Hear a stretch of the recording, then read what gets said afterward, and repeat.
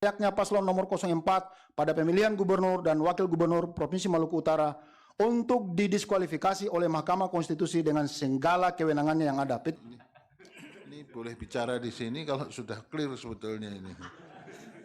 Siap yang mulia. Ini advokat bodong kalau gini. Mulia. Ini advokat bodong kalau gini. Mulia. Ini advokat bodong kalau gini.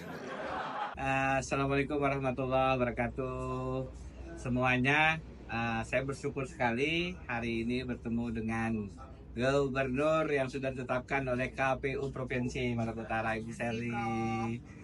Jadi alhamdulillah, puji Tuhan, saya dan Integrity Law Firm diberi kesempatan untuk mendampingi proses Ibu Gubernur, insya Allah, mudah-mudahan untuk dari awal mengantisipasi persoalan-persoalan hukum. Terima kasih Bu.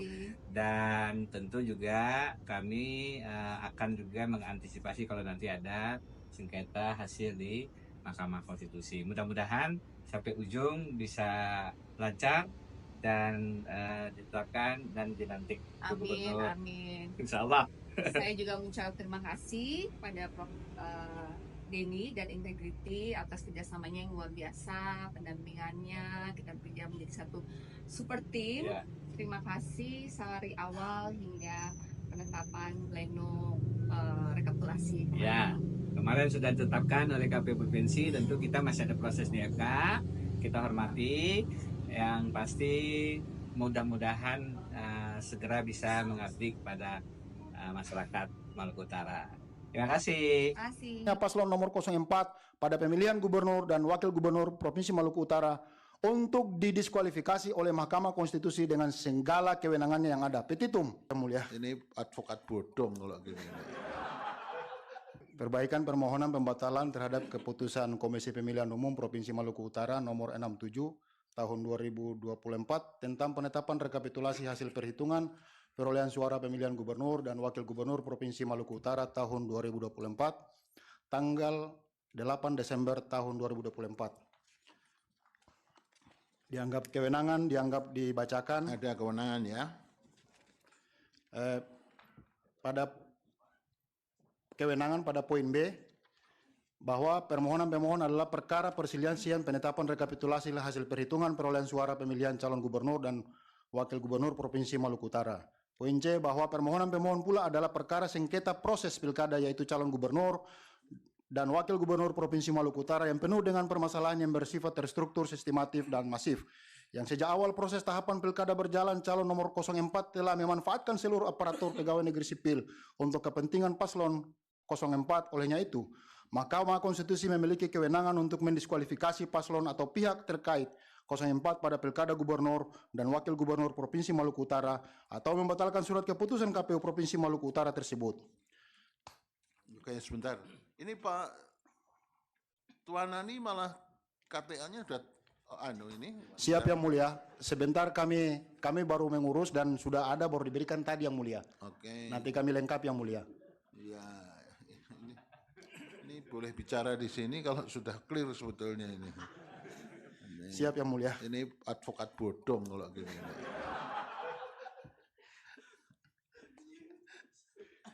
Ya, tapi sudah mengurus ya? Siap yang mulia. Nanti sudah dilampirkan ya? Siap. Ada beberapa itu Pak Abdullah itu juga, Pak Dalili juga itu. Siap yang mulia. Tapi Pak Gafar masih berlaku. Siap yang mulia. Ya, silakan dilanjutkan. Untuk tengah waktunya gimana? Tenggang waktunya bahwa keputusan KPU diputuskan pada tanggal 8 Desember, tepatnya jam 6 sore waktu Maluku Utara, dan kami mengajukan di posisi tanggal 10, tepatnya setengah 12 malam waktu Maluku Utara. Baik, sekarang legal standing-nya? Legal standing-nya memenuhi 158 enggak? Ini yang ngajukan paslon? Tidak memenuhi yang mulia. Oke, yang ngajukan, jauh sekali yang mulia. Kami adalah diakui paslon yang mulia. Hanya tapi paslon ya? Siap yang mulia.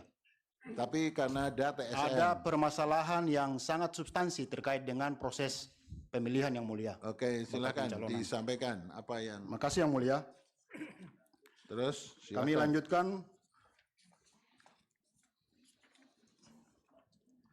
Langsung pada poin nomor 3, bahwa pemohon sangat keberatan apabila ketentuan pasal 158 Undang-Undang Pilkada diberlakukan secara mutlak dalam konteks Pilkada Provinsi Maluku Utara tahun 2024. Karena apabila Mahkamah memberlakukan ketentuan pasal 158 tersebut tanpa terlebih dahulu menggali fakta dan kebenaran yang terjadi di lapangan sepanjang proses pemilihan umum, sama dengan Mahkamah membiarkan pasangan calon 04 yang saat ini di backup seluruh ASN yang ada di Pemda Provinsi Maluku Utara yang dimotori oleh pejabat Sekda Provinsi Maluku Utara dan pegawai Kementerian Agama, Kandepak, Halmahera Utara dan Maluku Utara, dan mungkin yang lain juga untuk turut mengkampanyekan paslon nomor urut 4, dan hal ini melibatkan semua aparatur sipil negara dengan berbagai macam cara dan skema yang penting bisa menang dan berkuasa sebagai gubernur, bahkan melindungi penyelenggara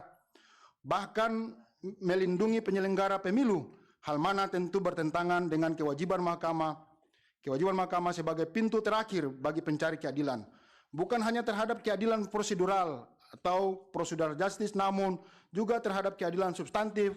Olehnya itu adalah sebuah harapan besar kepada Mahkamah Konstitusi untuk memeriksa permohonan dalam perkara akuo sampai pada pokok perkara agar menjadi sejarah dalam proses pilkada terutama di Maluku Utara, untuk tidak menggunakan cara-cara yang tidak baik yang bernuansa TSM seperti yang terjadi dalam pilkada gubernur dan wakil gubernur Provinsi Maluku Utara. Dianggap poin 4 dianggap dibacakan. Ya. Kami lanjut poin 5. Ya, silakan. Bahwa menurut pemohon tingginya selisih perolehan suara pemohon dibandingkan dengan perolehan suara pasangan calon 04 Serli Juanda dan Sarbin Sehe selaku pasangan calon yang memperoleh suara terbanyak tersebut disebabkan karena terjadinya kecurangan dan pelanggaran yang bersifat terstruktur, sistematis dan masif yang dilakukan oleh pihak birokrasi pegawai negeri sipil di lingkungan Pemda Provinsi Maluku Utara dan pihak termohon sendiri serta pihak terkait dalam hal ini Bawaslu Provinsi Maluku Utara yang dimotori oleh pejabat gubernur dan pejabat Sekda Provinsi Maluku Utara, yaitu Saudara Abu Bakar Abdullah, yang menyuruhkan kepada seluruh aparatur sipil negara pemerintah daerah Provinsi Maluku Utara dengan cara menyebarkan foto stiker paslon nomor 04 Serli Juanda dan Sarbin Sehe lewat pesan WhatsApp dan telah tersebar ke masyarakat luas di Provinsi Maluku Utara dan seluruh masyarakat Indonesia. Video bukti P11 yang mulia. Ya. Poin eman bahwa kegiatan yang mengarah ke perbuatan terstruktur sistematif atau TSM bukan saja dilakukan oleh kandidat nomor 4, akan tetapi dilakukan juga oleh penyelenggara, baik itu Komisi Pemilihan Umum Provinsi Maluku Utara maupun Bawaslu Provinsi Maluku Utara sendiri, yaitu dengan mengistimewakan pasangan calon nomor urut 4 dalam proses pemeriksaan kesehatan di Rumah Sakit Pusat Angkatan Darat Gatot Subroto, Jakarta, sementara seluruh pasangan calon yang lain memeriksa kesehatan di Rumah Sakit Hasan Busuri Ternate, sesuai dengan surat keputusan KPU Provinsi Maluku Utara nomor 38 tahun 2024 tentang penetapan rumah sakit sebagai tempat pelaksanaan pemeriksaan kesehatan bakal calon gubernur dan wakil gubernur Provinsi Maluku Utara dalam pemilihan tahun 2024 tertanggal 23 Agustus 2024, dan hanya paslon nomor 4 yang diistimewakan yang nyatanya telah melanggar surat keputusan KPU itu sendiri. Karena yang bersangkutan paslon nomor 4 tidak diperiksa kesehatannya di Rumah Sakit Hasan Busuri Ternate, akan tetapi di rumah sakit di Jakarta, serta tidak ikut melakukan tes psikotes sebagaimana layaknya paslon calon yang lain. Video bukti P5 bahwa poin 7 bahwa paslon pengganti Beni Laos adalah paslon yang kesehatannya terganggu dan tidak memungkinkan untuk dinyatakan sehat secara jasmani. Karena yang bersangkutan saat menjadi pasangan calon pengganti masih dalam posisi yang tidak sehat atau sakit, atau yang kesehatannya terganggu, yang tidak normal secara fisik. Olehnya itu, tindakan yang dilakukan oleh KPU Maluku Utara adalah merupakan perbuatan terstruktur yang memang sudah direncanakan sejak awal, dan hal ini terbukti saat proses pilkada ini berjalan sampai pemilihan pada tanggal 27 November 2024. Adapun surat keputusan KPU nomor 54 tahun 2020 tentang jadwal penerimaan pengusulan calon pengganti salah satu pasangan calon gubernur dan wakil gubernur Provinsi Maluku Utara dalam pemilihan tahun 2024 tertanggal 14 Oktober 2024 ini merupakan bukti nyata meloloskan calon yang seharusnya digugurkan di saat verifikasi faktual terhadap kesehatan secara fisik paslon yang bersangkutan. Bukti P6. 8. Keputusan KPU Provinsi Maluku Utara nomor 57 tentang perubahan Keputusan KPU Provinsi Maluku Utara nomor 44 tahun 2000 tentang penetapan nomor urut pasangan calon gubernur dan wakil gubernur Provinsi Maluku Utara dalam pemilihan tahun 2024 dan tanggal 24 Oktober 2024 adalah tindakan yang keliru dan seakan-akan memaksakan keadaan agar walaupun dalam kondisi yang tergesa-gesa dan nampak terstruktur dalam proses penetapan sebagai calon pengganti dengan waktu yang singkat dan kondisi kesehatan yang tidak mengizinkan untuk ditetapkan sebagai calon video bukti P7. Mohon izin yang mulia, kami ingin garis bawahi bahwa pasangan calon nomor urut 4 di saat pendaftaran itu tidak menghadiri sama sekali proses pendaftaran calon pengganti. Dan ini kami yakini sangat bertentangan dengan PKPU. Oke, Ya, teruskan. kami lanjutkan. Jangan keras-keras nanti mic-nya rusak. Siap yang mulia. Poin 9 dianggap dibacakan. Poin 10 bahwa tindakan Komisi Pemilihan Umum yang sengaja meloloskan calon pengganti almarhum Beni Laos yang telah meninggal yang digantikan oleh Shirley Juanda sebagai calon gubernur adalah tindakan yang menyalahi aturan karena yang bersangkutan saat itu sedang sakit secara psikologi dan jasmani. Karena kedua kakinya mengalami luka kebakaran dan harus menggunakan kursi roda, akan tetapi dinyatakan sehat-sehat saja oleh dokter maupun Komisi Pemilihan Umum Provinsi Maluku Utara. Atas tindakan KPU yang meloloskan yang bersangkutan, maka telah pula dilaporkan ke Bawaslu Provinsi Maluku Utara dan saat itu menjadi sengketa tahapan di Bawaslu. Akan tetapi, lagi-lagi penyelenggara Bawaslu seakan-akan menutup mata dan menolak permohonan sengketa tahapan yang diajukan oleh paslon gubernur dan wakil gubernur yang lain. Ya, Adapun ini Bawaslu juga harus merespon ya. siap yang mulia. Ya. Lu yang siap sana Bawaslu. Tanda bukti penerimaan laporan bukti P9 yang mulia. Ya. Terus apalagi dalilnya? Tadi keterlibatan sekda sudah. Siap. Terus masalah kesehatan sudah. Siap. Sekarang apa lagi? Adanya pula poin 11 adanya pula perbuatan money politik yang salah satu bukti Money politik. ya data penerimaan money politik yang dikemas dalam bentuk yang sangat masif dengan modus sebagai relawan dan saksi. Paslon nomor 4 Shirley Juanda Sarbin Sehe. Ada bukti-buktinya? Kami telah mengajukan bukti-buktinya dalam P10 yang mulia. Jadi P10 ini yang mulia, mohon izin, itu adalah proses transferan dana melalui bank rakyat yang beri link yang ada di pelosok-pelosok, baik di tingkat kecamatan maupun desa. Oke. Jadi tidak nampak dalam permukaan, oleh karenanya itu kami jujur tidak memiliki bukti fisik yang dilakukan secara transaksional, face to face per orang, tetapi itu yang kemudian menjadi dasar kami bahwa memang ini masif. Ada money politik. Siap yang mulia Ya, dan ada penerimaannya lain lagi? ya. Untuk money politik cukup yang itu yang mulia. Yang lain? Abu Bakar Abdullah sudah yang mulia. Cukup. 11 cukup yang mulia. Ya, sekarang petitum kalau gitu. Siap yang mulia. Silakan Bahwa dari petitum. sekian banyak perbuatan dan tindakan nyata dengan membagi-bagi sembako maupun bantuan langsung ke tempat-tempat ibadah berupa bantuan tehel dan yang lainnya serta menggerakkan seluruh aparatur sipil negara ASN di lingkup Provinsi Maluku Utara, maka sudah selayaknya tindakan ini dikualifikasi sebagai tindakan yang sangat terstruktur, sistematif dan masif TSM yang dilakukan oleh paslon nomor urut 4 atau Shirley Sarbin. Olehnya itu atas perbuatan dan tindakan yang mencederai proses pemilu kada oleh paslon 04 tersebut dengan menggunakan seluruh infrastruktur birokrasi, maka sudah selayaknya paslon nomor 04 pada pemilihan gubernur dan wakil gubernur Provinsi Maluku Utara untuk didiskualifikasi oleh Mahkamah Konstitusi dengan segala kewenangannya yang ada. Petitum. Berdasarkan uraian tersebut di atas, pemohon memohon kepada Mahkamah Konstitusi untuk menjatuhkan putusan sebagai berikut. 1. Mengabulkan permohonan pemohon untuk seluruhnya. 2. Membatalkan keputusan Komisi Pemilihan Umum Provinsi Maluku Utara nomor 67 tahun 2024 tentang penetapan rekapitulasi hasil perhitungan perolehan suara pemilihan gubernur dan wakil gubernur Provinsi Maluku Utara tahun 2024 tanggal 8 Desember 2024. 3. Mengabulkan permohonan pemohon dengan mendiskualifikasi atau menggugurkan paslon nomor 04 atas nama Shirley Juanda dan Sarbin Sehe SAG dari calon gubernur dan wakil gubernur periode 2024-2029. 4. Memerintahkan termohon untuk melakukan pemungutan suara ulang di semua tempat pemungutan suara TPS pada kabupaten kota yang ada di Provinsi Maluku Utara. 5. Memerintahkan kepada Komisi Pemilihan Umum Provinsi Maluku Utara untuk melaksanakan putusan ini apabila Apabila Mahkamah Konstitusi berpendapat lain, mohon putusan yang seadil-adilnya. Hormat kami, kuasa hukum. Nah teman-teman, itulah dia wanita Kristen yang menang menjadi gubernur, dan ada orang-orang tertentu atau sekelompok orang tertentu yang menggugat atas kemenangan wanita tersebut di MK.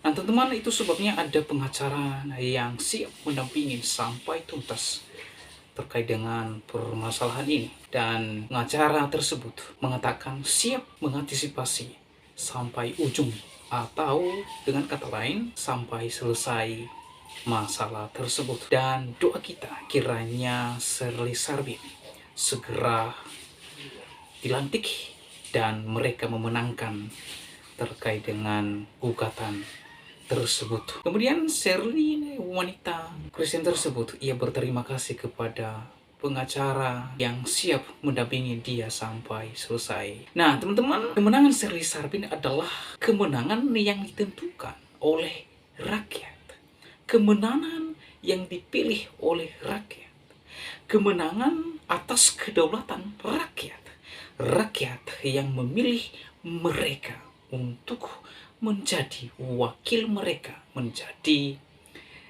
gubernur dan wakil gubernur Maluku Utara. Nah, kalau ada segelintir orang atau sekelompok orang tertentu mau mencoba menggugat, maka orang-orang tersebut mereka sedang melawan pilihan rakyat, atau dengan kata lain mereka sedang melawan kedaulatan rakyat. Jadi jika ada segelintir orang menggugat, maka mereka sedang melawan konstitusi. Mereka melawan konstitusi. Alkitab mencatat bahwa siapa yang melawan pemerintah yang sah adalah mereka melawan ketetapan Allah. Mereka melawan pemerintah yang berasal dari Allah. Maka konsekuensinya adalah Alkitab mencatat mereka mendatangkan malapetaka atas diri mereka sendiri, saudara.